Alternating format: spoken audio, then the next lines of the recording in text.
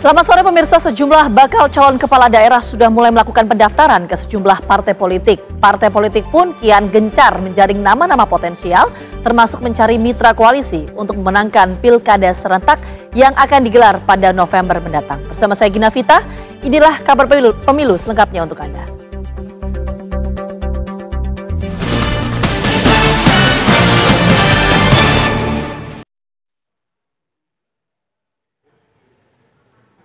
Partai Golkar terus melakukan konsolidasi internal untuk menjaring nama-nama potensial yang akan maju dalam Pilkada Jakarta 2024. Nama mantan Gubernur Jawa Barat Ridwan Kamil dan Ketua DPD Partai Golkar Jakarta Ahmed Zaki Iskandar masuk dalam bursa calon Gubernur Jakarta.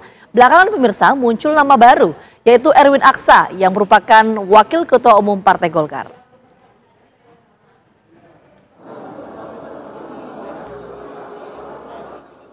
Partai Golkar tengah menggodok sejumlah nama dari kader internal yang akan diusung sebagai bakal calon gubernur di Pilkada DKI Jakarta 2024. Setidaknya ada 3 nama yang sudah masuk dalam bursa penjaringan untuk menjadi orang nomor 1 di Jakarta.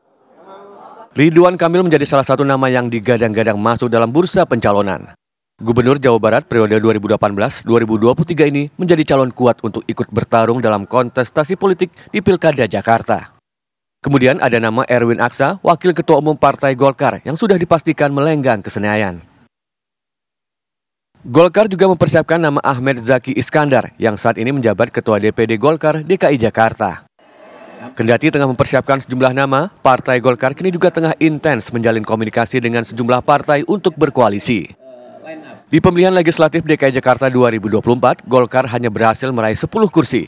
Sedangkan persyaratan untuk mengajukan calon gubernur minimal harus memiliki 22 kursi di DPRD DKI Jakarta. Untuk saat ini Golkar mempersiapkan 3 nama untuk bakal calon gubernur Jakarta. Ada Ridwan Kamil, ada Erwin Aksa, dan juga ada saya. Nah, kami diberikan tugas untuk dalam kurun waktu sampai akhir Juli nanti bagaimana kerja politik meningkatkan popularitas dan elektabilitas di tengah masyarakat. Jadi ini yang konsentrasi terlebih dahulu buat baca balon kepala daerah yang dari DPP. Karena Partai Golkar di Jakarta walaupun perolehannya naik dari 6 menjadi 10 kursi, tapi tetap untuk persyaratan pencalonan kita harus berkoalisi dengan partai yang lain. Jadi ini langkah-langkah yang sedang dilakukan oleh Partai Golkar. Sebelumnya, Ketua Umum Partai Golkar Airlangga Hartarto menargetkan Golkar bisa meraih kemenangan 60% di Pilkada 2024. Dari Jakarta, tim TV One mengabarkan. Pemirsa, Partai Kebangkitan Bangsa atau PKB disinyalir merapat untuk berkoalisi di pemerintahan mendatang yang dipimpin Prabowo Gibran. Bahkan PKB mengaku telah menitipkan 8 agenda perubahan kepada Presiden terpilih Prabowo Subianto.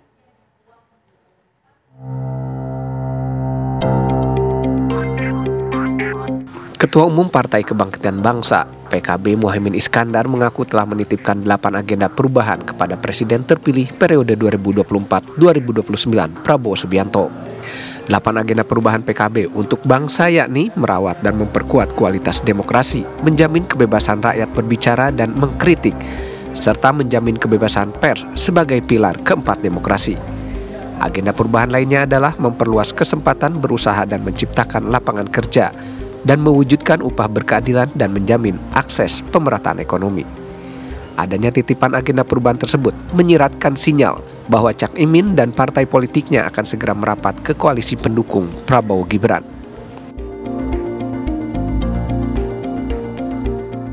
Untuk bekerja sama, tentu karena kan memang hasil pertemuan itu adalah kita punya semangat yang besar sama-sama karena kita punya pengalaman panjang bekerja sama antara PKB dan Gerindra, hubungan yang baik yang panjang antara Caimin dengan Pak Prabowo.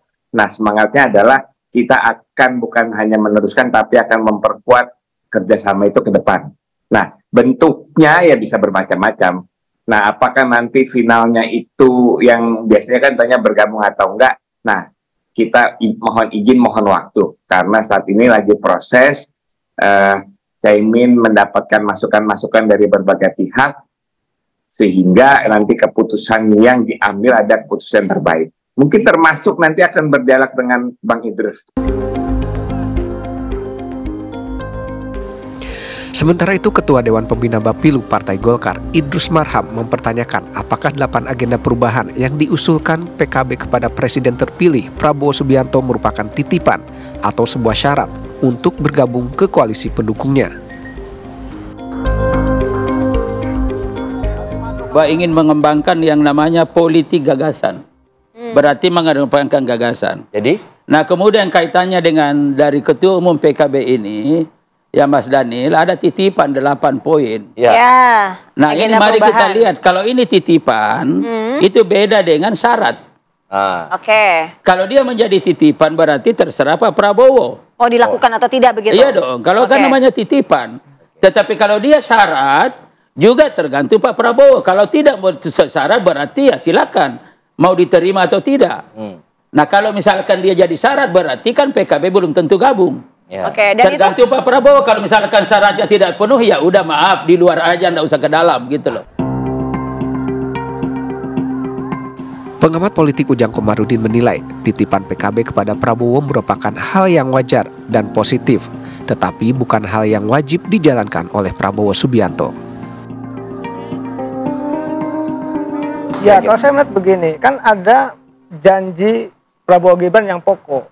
Ya, ini kan akan dieksekusi dalam sebuah kebijakan ya ke depan gitu kan. Jadi yang pokoknya dulu nih janji-janji kampanye. Nah, kalau ada titipan, ini kalau bahasa saya ini lampiran kalau dalam sebuah disertasi. Kalau Bang Idrus dulu nyusun disertasi gitu di UGM kan ada bab pokok gitu ya. Nah, PKB ini menyisipkan. Nah, kalau lampirannya, jadi tugas dan kewajiban Pak Prabowo Gibran adalah tadi yang menghadirkan janji-janji itu dalam implementasi di lapangan. Tetapi kalaupun PKB memberikan katakanlah masukan, katakan tadi titipan, itu sesuatu yang positif saja, tetapi bukan menjadi sebuah kewajiban. Sinyal kuat merapatnya PKB dengan pemerintahan Prabowo Gibran ditunjukkan saat kunjungan Prabowo ke markas PKB 24 April lalu. Pertemuan tersebut digadang-gadang sebagai tanda pinangan Prabowo kepada PKB setelah ditetapkan KPU sebagai pemenang Pilpres. Dari Jakarta, tim TV One mengabarkan.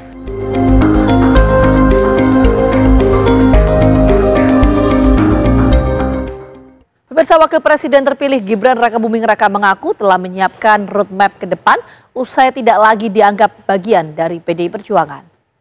Putra sulung Presiden Joko Widodo mengaku ingin santai terlebih dahulu dan fokus pada pekerjaannya saat ini. Roadmap yang telah disiapkan terkait arah perjalanan politik termasuk akan ikut siapa dan berlabuh ke partai politik mana. Sementara itu terkait arah dan rencana politik Presiden Jokowi, Gibran mengaku tidak tahu dan meminta awak media menanyakan langsung ke Presiden Jokowi. Merespon soal rumor yang menyatakan dirinya dan Presiden Jokowi sudah menjadi keluarga Partai Golkar, Gibran mengaku dirinya tetap berhubungan baik dengan siapapun.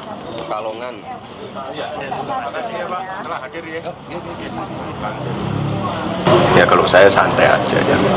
Kalau masalah bargaining dan lain-lain itu nanti yang menilai warga ya. Oke, intinya kita sekarang fokus dengan pekerjaan yang ada, tetap turun ke akar rumput dan ya kalau urusan itu tadi bisa sambil jalan lah ya. Tapi kita sudah menyiapkan roadmap ke depan, arahnya kemana, ikut siapa, perahunya apa sudah kami siapkan ya. Tenang aja. Wah saya nggak tahu, tanyakan ke beliau. Itu kan roadmap saya, bukan roadmap beliau. Beda lagi. Kita ke informasi lainnya, pemirsa. Pemerintah menyiapkan anggaran pilkada serentak tahun 2024 sebanyak 27 triliun rupiah. Dana tersebut akan disediakan oleh pemerintah daerah yang menyelenggarakan pilkada.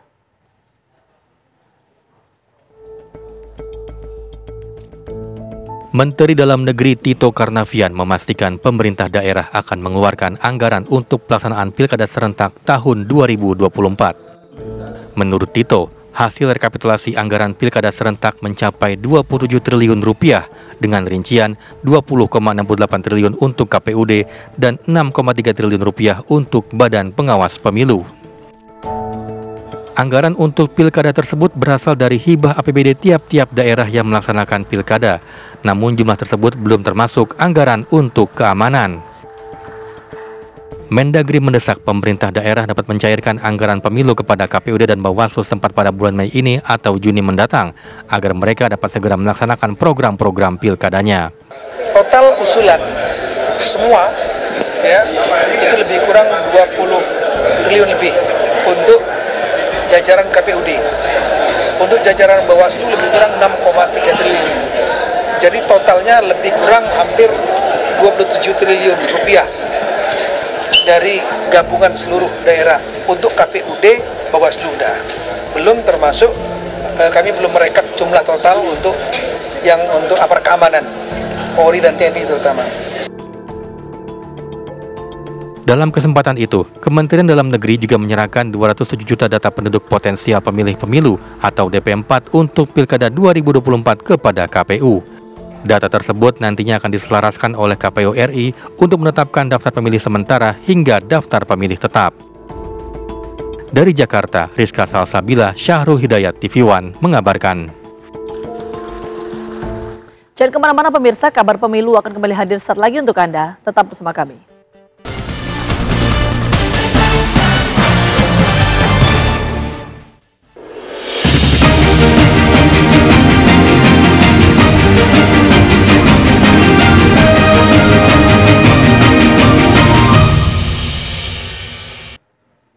Pemirsa, mantan Wakil Gubernur Bangka Belitung periode 2014 hingga 2017, Hidayat Arsani, kembali maju di Pilkada 2024. Kader Golkar tersebut siap maju menjadi bakal calon gubernur Babel.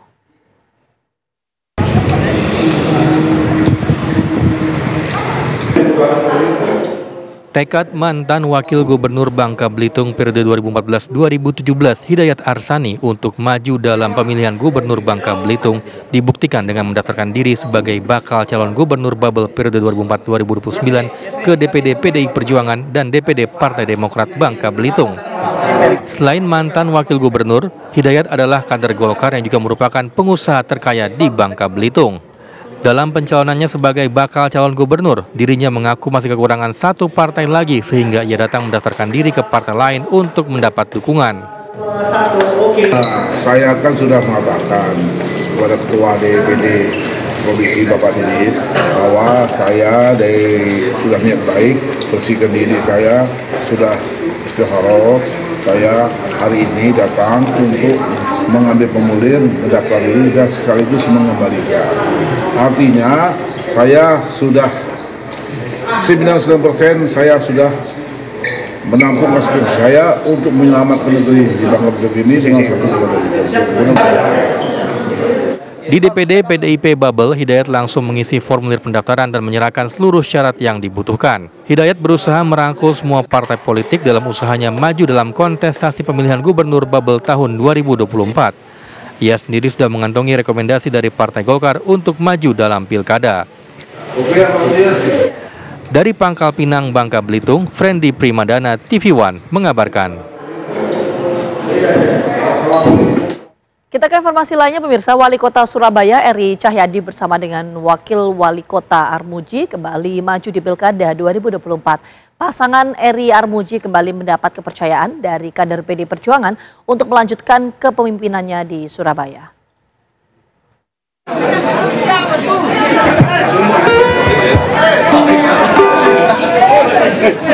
Disambut ratusan pendukungnya, Wali Kota Surabaya Eri Cahyadi dan Wakil Wali Kota Surabaya Armuji mendatangi kantor DPC PDI Perjuangan Kota Surabaya untuk menyerahkan formulir pendaftaran bakal calon Wali Kota Surabaya di Pilkada 2024. Pasangan Eri Armuji kembali mendapat kepercayaan dari kader PDI Perjuangan untuk melanjutkan kepemimpinannya di Surabaya. Eri Cahyadi menegaskan sebagai kader yang pernah diusung oleh PDIP dalam Pilwali sebelumnya, penyerahan formulir ini sebagai bentuk kesungguhan dirinya dan Armuji untuk menyelesaikan program kerja yang telah digagas sebelumnya. Kota Surabaya. Alhamdulillah saya hari ini bersama dengan Armuji mendaftarkan kembali untuk mendaftar sebagai Wali Kota Surabaya dan Wakil Wali Kota Surabaya. Kami hari ini mengembalikan formulir kepada DPC PDI Perjuangan sebagai bukti kami mendaftar kembali di PDI Perjuangan. Semoga hari ini seperti yang disampaikan Ketua DPD PDI Perjuangan, pendaftaran kami bisa membawa berkah bagi warga. Setelah mendaftar lewat PDIP, Eri Cahyadi bersama Armuji akan intens berkomunikasi dengan partai lain untuk menguatkan dukungan terhadap dirinya.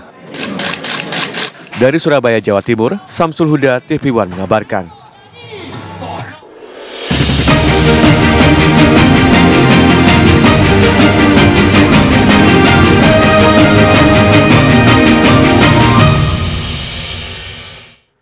Pemirsa jangan kemana-mana, kabar pemilu akan kembali hadir saat lagi untuk Anda. Tetaplah bersama kami.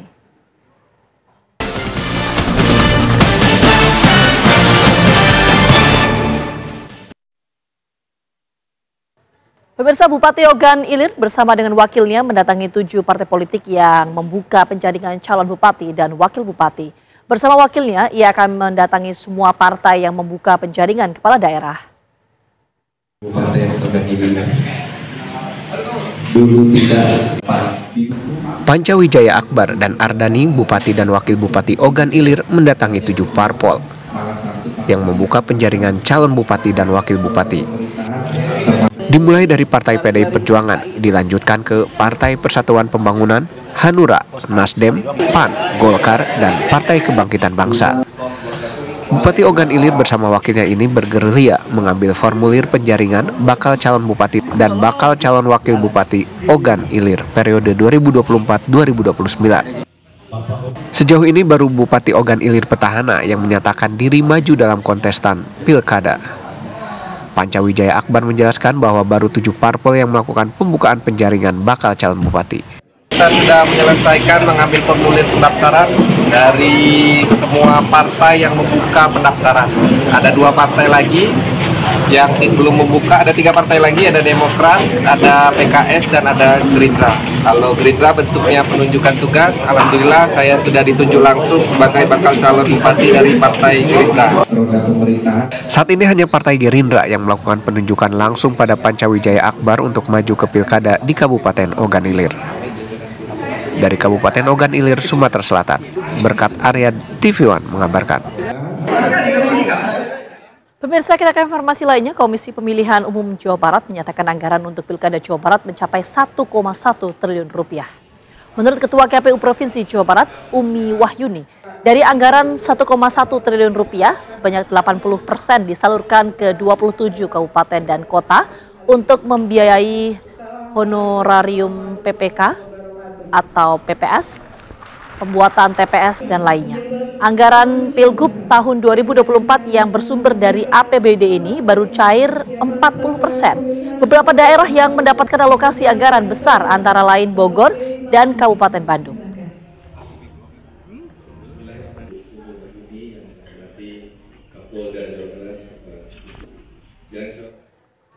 KPU Kabupaten Brebes, Jawa Tengah menggelar hasil rapat pleno terbuka perolehan kursi dan penetapan calon terpilih anggota DPRD Brebes hasil pemilu 2024. Dari 50 kursi dewan yang diperebutkan di 6 daerah pemilihan, 15 caleg petahana dipastikan tidak lagi mendapat jatah kursi di DPRD.